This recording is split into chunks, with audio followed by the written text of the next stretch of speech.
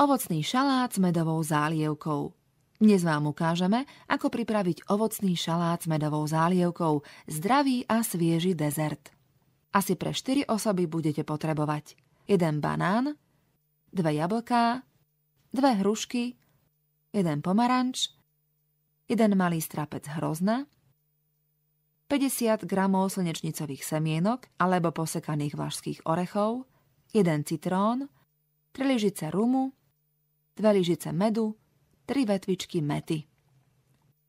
Pomôcky: doštička, nôž, panvica, malá miska, misa, lyžica, fólia na potraviny. Prvý krok. Jablká, hrušky a hrozno umieme a necháme odkvapkať.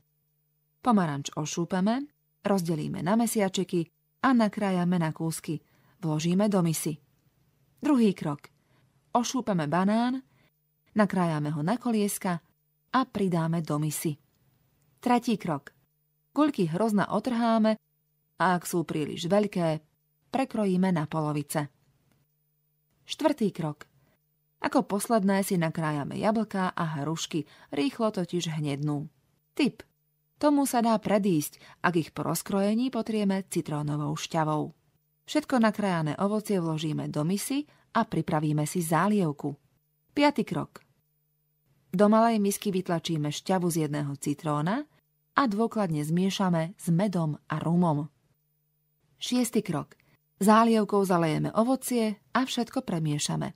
Misu prekryjeme fóliou a dáme šalát vychladiť do chladničky. 7. krok. Na panvici nasucho opražíme slnečnicové semienka. 8. krok.